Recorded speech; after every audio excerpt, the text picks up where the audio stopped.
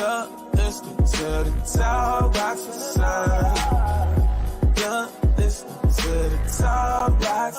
Let's talk about it. Talk about it. Let's talk about it. Let's talk about it. Talk Box.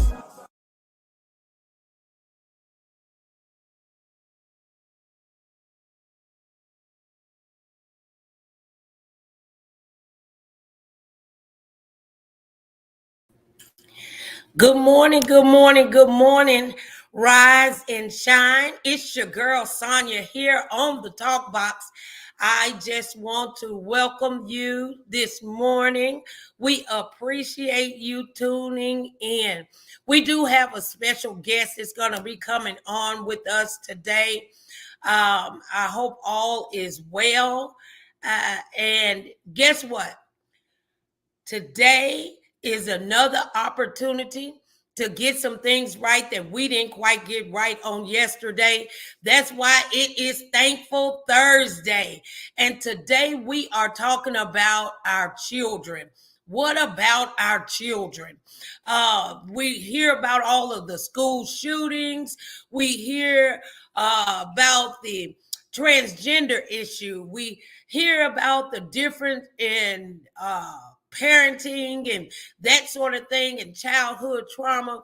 But I'm here to tell you today that our children are not our future, not just our future. They are the future.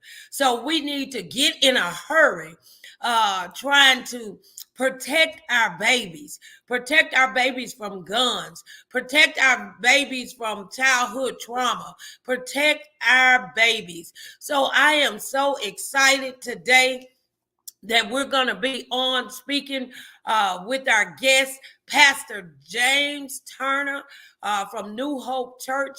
He is a youth advocate. He is advocating for our youth, and we're just glad to have him in the house on today. Good morning, good morning, good morning. How are you?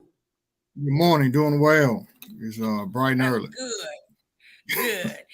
It is good to see you. I know I got you up early today, but we are so thankful to have you here on the Talk Box Show, talking about our children.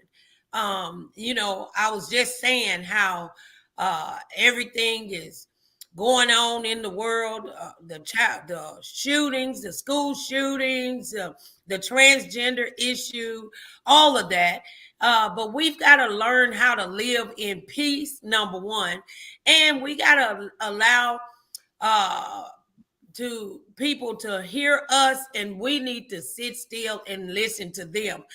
Communication rules the nation. Absolutely. So what's going on with you? Nothing, just still working in the ministry, pastoring, working with youth organizations, running my own mentoring program called True Gentlemen. It's been around for years. We're just expanding it now to other organizations and doing a lot of more community work, not only through the church, but just, those who call on myself or others to come and be a part.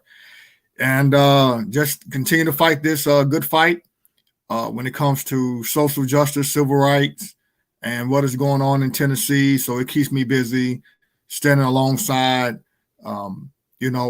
other grassroots organizations, helping out when I can, adding my wisdom and influence, and, trying to raise the next generation of leaders and successful youth in the city and hopefully around the world by training the next me, training the next generation.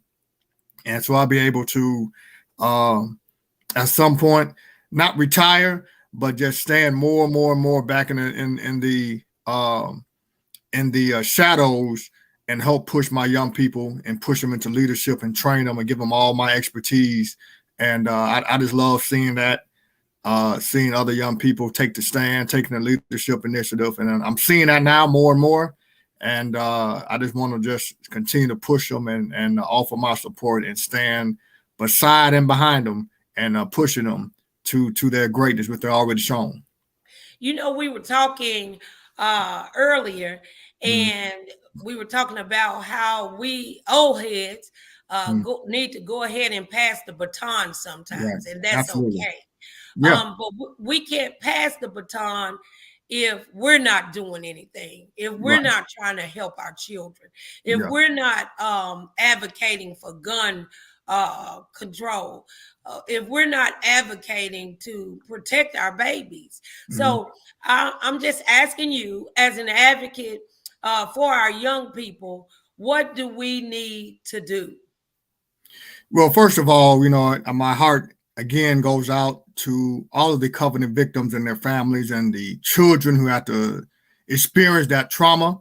And I pray for them, for their minds to be restored and they get healed, and their parents. That's a very traumatic time for the staff, the students, and the parents who have to witness that. And the parents have to bury their children, and the families have to bury their other loved ones of those 6. So in that saying, yes, they looking at the information, Covenant done everything right, and I think we do everything right. We hate to try to get to the point where our churches and our schools have to have a armed officer there. Again, a shout out goes out to, I'm still on the board to the Community Oversight Board, where we do hold the police accountable, but they did a good job in going in and handling business and getting rid of rid of the threat, so more lives wouldn't be killed. But we try to do our best to keep the schools safe with bulletproof doors and cameras and all those things, putting police in every school and every church. But really, the first thing we got to try to get that AR-15 ban from the hands of citizens. We have to have red flag laws. We have to have gun laws. We're just, you go from Tennessee, you go to Texas. We have some of the most lenient laws when it comes to guns. Don't have to do any classes. You just get one. You can buy and carry.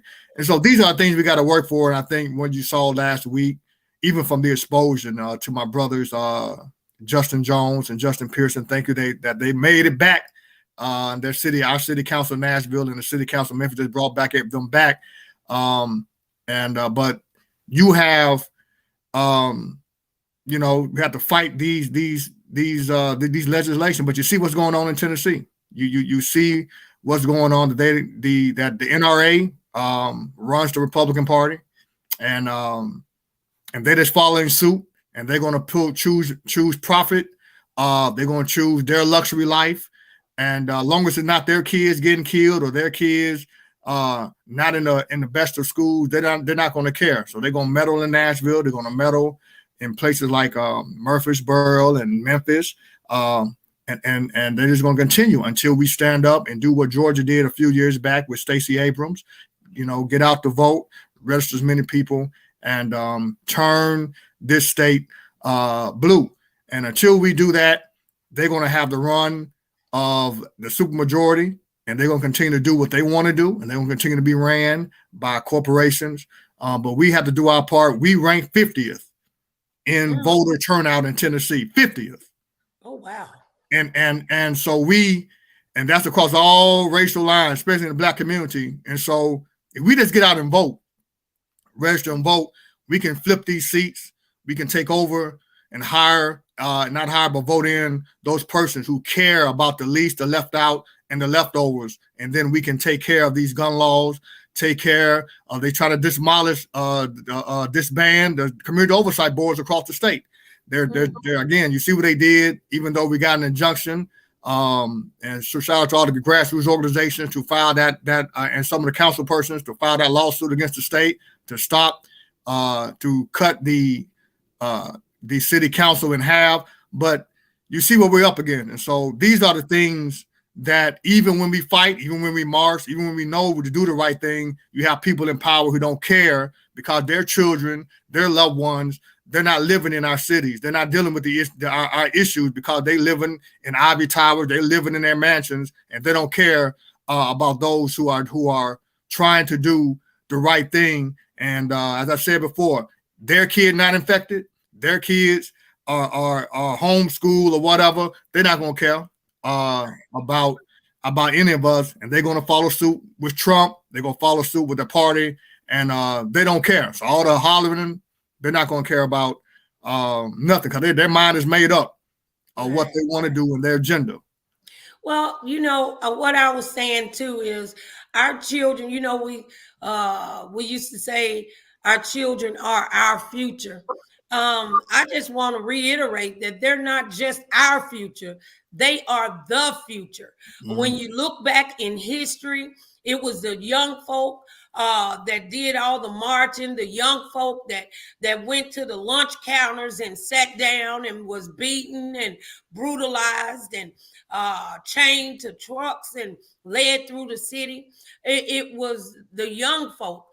So what do you suggest that we do in order to get the young folk motivated? Sometimes I think that we've given our children a little bit too much, so to speak, because they don't realize what our ancestors had to go through to allow them to live the life that they're living right now. And with the school system, with this CRT and all of this stuff, trying to cover up our history, it says that when we don't know our history, we are deemed to repeat it. So we need to know our history and get the young folks stirred up. So what do you suggest that we do in order to get our young folk stirred back up? We know even in the word, it say a little child shall lead them. Right. So what do we need to do? Well, we have to, one, yes, know our history, not for the sake of just looking back or saying that this generation is better than this generation. Look back at the history of the tactics that were used, that we're still using today, to look at how they did it. That's number one. Number two, look back at history, because some of those same people who were in the police suits, who beat up men and women, civil rights activists on Bloody Sunday, in Selma, Alabama, and in Birmingham. Those persons, some of them still living, some of them got their children that they put in office, that they put in seats, that they put in judges' seats. So even though we're in a different time, yes, it's a little bit easier. Yes, crosses are not burning, but they're doing cross burnings each and every day in the state capitol. They're lynching on the state capitol. They're lynching in our city jails, in the court system. So all of these things that are going on is just a new Jim Crow Esquire is what's going on. And so, yes, our young people, what I'm seeing now for these past 2 weeks, our young people have been doing, they were actually repeating history, because it was young, as you said, young people were on the streets. Young people were on the battlefield leading these marches. Dr. King was young. Fred Hampton was young when he passed away, under 30. Fred Hampton was in his 20s when he got assassinated by the Judas in Chicago with the Black Panthers party leading that organization. And so young people, we got to learn how to step out the way. They are brilliant. And what you saw high school students, you saw college students stepping up, leading marches, organizing. They were the one who led the march. They might have asked us to speak. They might have asked some of our age group to speak, but they were the one who led the marches and organized. And you see what happened. They were the ones that were in the state legislature chanting and marching and in the houses. So if we just stand behind them, show our support, they'll ask us for their wisdom. They ask us, and we just got to stand beside. But they need us to support them. And sometimes we hold up seats and we hold up opportunities. And as I said, we were talking writing a book called Stomp, of how even in our churches, we hold on to our generation so much, we don't even allow our young people in our churches to be great, or to feel or to have their own generation or their own culture, or create spaces for them. When you go back to the 90s, we got a lot of mega churches that in our prospective cities. Why? Because we did not move out the way. We did not embrace a young movement that was not unbiblical. They would just had a different style of worship with some different songs. We had our hymns. We had our Hezekiah Walkers. They had their Kirk Franklin. They got their Maverick City. And so you go back to the 90s, a lot of our churches split. A lot of our churches had our young people and young adults leave. Why? Because we didn't embrace that song Stomp by Kirk Franklin when it came out. We called it devil music. That's why he said, y'all think the gospel music has gone too far.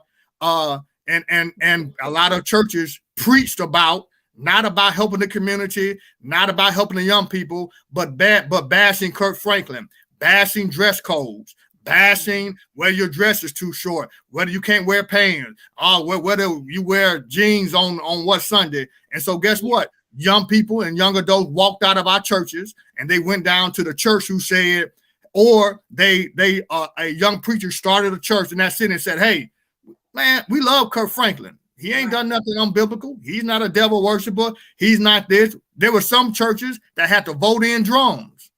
He was one of them. You know what I'm saying? So all of these things, and now you wonder why young people are left us, because we still got that remnant in our church today. We try to hold on to an era and not embracing. When we all look back at our age, when did we get baptized? Most of us, as I did a survey in my church, they got baptized under the age of 18. So if the church was going and giving you opportunity to get saved, why not you give these young people opportunity to get saved? But guess what? God not going to stop if you're stubborn like the children of Israel. They're going to let you die out, and God going to pass the anointing to somebody else. So don't get mad at the young preacher or the church who said, we're not going to be arguing about dress code and whether Kirk Franklin is a hip hop song or a devil song or whatever. We know it's not. Come on through. And guess what? Our young people walk, and now you got churches that are mega churches because we didn't get out the way. We didn't embrace young people. We thought a lot of them thought that their generation was the best. But look at the history. Has your church grown? Who churches are growing? The one who embrace young people and the one who not arguing about a lot of things that don't even matter. About things that don't even matter. I think too, Pastor Turner, that a lot of times we old heads, we jock for position and power, but we don't use the position or the power that we have to make a difference and to make a change. I believe that God gives us power, prestige, and positions so that we can be good for the kingdom. And how can we be good for the kingdom if we leave out our children? Again, our children are not our future. They are the future. So when we were also talking earlier about a young man who has a 35-year record of success. Can you tell us a little bit about him and who he is? Absolutely. Yeah, we were discussing about, what's a solution. I know we talked about a lot of problems about our community, our young people, the violence, the gang violence, and all of that stuff. Those are things I have worked heavily in. That's what I'm known for, working with our young people on all levels, from juvenile, helping them to be successful. But here's the thing: there is a young man by the name of Jeffrey Canada with the G, Harlem Children's Zone. That's in Harlem. He's been doing this for 35 years. His 35-year record, he mentors the child from the womb. What's his last name, Pastor? Canada. Like the country, yeah, like the Canada. CANDA, yeah. CANADA. Jeffrey Canada with the G. He's in the Harlem Children's Zone. Anyone can look him up, hcz.org. He's been doing this, bought out the block of Harlem, several blocks. He has a charter school. He has mentoring. He has an after-school program. His success rate, everybody who goes to his charter school, everybody who don't go to his charter school but go to his after-school program, graduates at a 100% graduation rate. Not only that, they go off to college and got scholarships for 35 years straight. President Obama, adopted and tried to implement that particular program. His fight against that, the pushback, the state can say, we don't want it, or whatever the case. The cities can say, we don't want it. And that's basically a knock, which is trying to be a knock against Obama. But they did not embrace this movement. But he does have training institutions. Jeffrey Canada does. We have adopted some of those things. We're trying to adopt it. Of course, it takes money to build out that, but you can go and get the principles and start your own after-school program at your church. Start a nonprofit and go up there and get trained, or bring him down to train, and y'all put y'all money together to get the training to do at least his after-school program that has a 99% success rate of just taking their model. It's a proven model for 35 years. Obama took it and tried to make it a nationwide project. But those are the things that you have to do in addition to all the great, I know there's a lot of great organizations that do a lot of great things, and they work and mentor the youth. And I want y'all to continue to do that.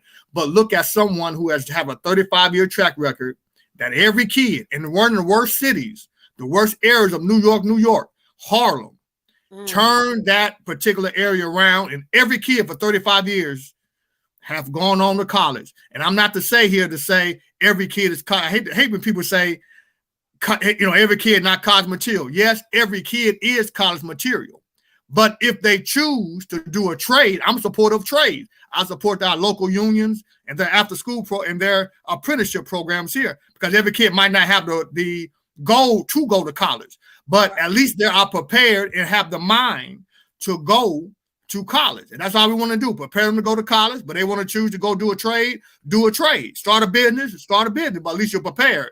And these are the things we have to do.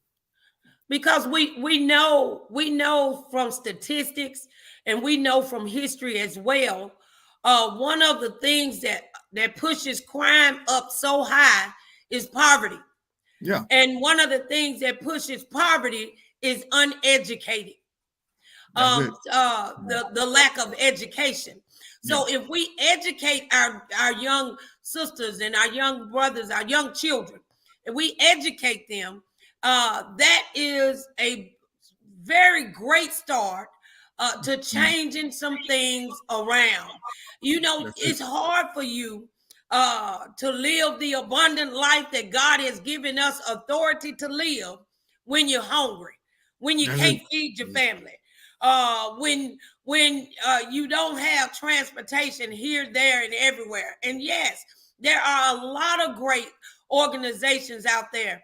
But one thing that we know for certain as well, a divided house will fall. Together we stand. And I think even in the church world, there's too much division. Why come we can't come together to help our children? Like you said, until it happens in your house, we tend to try to look over it or try not to make it such a big thing, but it is a big thing. And if it has not hit your house yet, it is soon to come if we do not do something different. We got to do something to help our children, which will better help our community and help us. And let me say this, Reverend, that even with the trades, look, let's go back to the trades. 90,000, look, 60, 70, 80, $90,000 out the gate, the code. You ain't got to go to college. You can go and go to a certificate program, learn how to code. They got 80 to 90 to $100,000 jobs out the gate for learning a skill that's going to take you 6 months to get a certificate. Going to the apprenticeship program, shout out to Music City 3, Music City Construction here in Nashville. They got an apprenticeship program with all the unions. Shout out to the Central Labor Union. They have this program where they train for free to go into a union job or a union apprenticeship program for free, and they'll pay you while you're learning.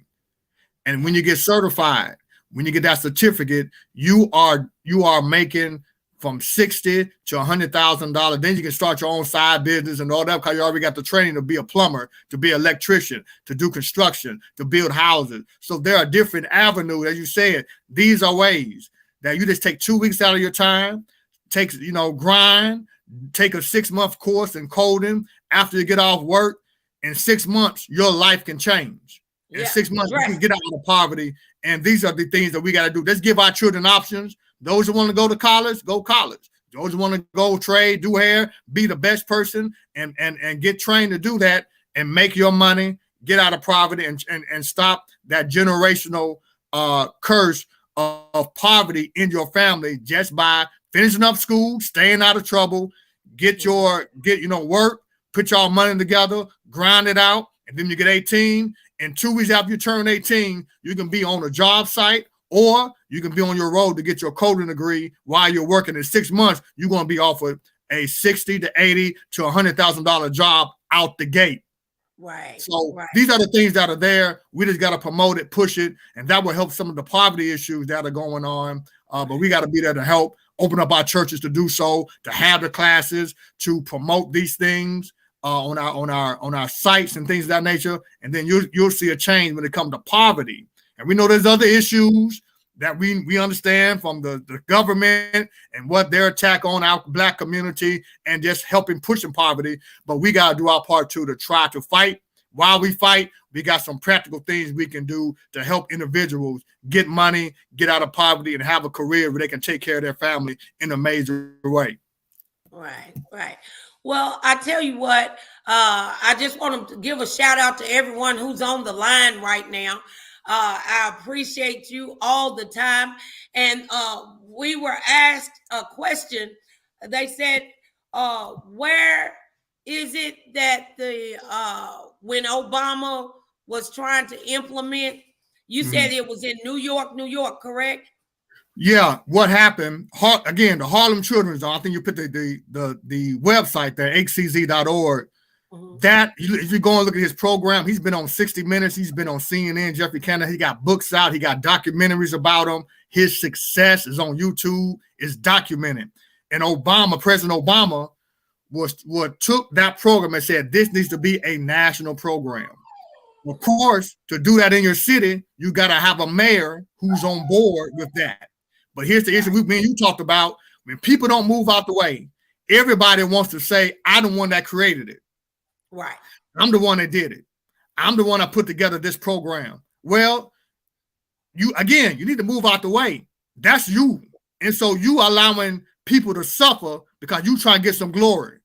All you got to get the glory, all you got to do is say, move out the way, stand behind and say, you know what, we got a young man, we got a young woman that got a successful program. Let's implement that in our city. And we're going to back it 100% because they have done it in Harlem. Sure enough, we can do it in Nashville, Murfreesboro, Chattanooga, Memphis, Chi-Town. That works, hands down, for 35 years. But when people are selfish, they want to have their name on it, say I created it, and don't want to take a best practice, people suffer. And that's what's going on in our politics. You just got to get somebody who's humble enough to say, let me bring in the model. But people fought that.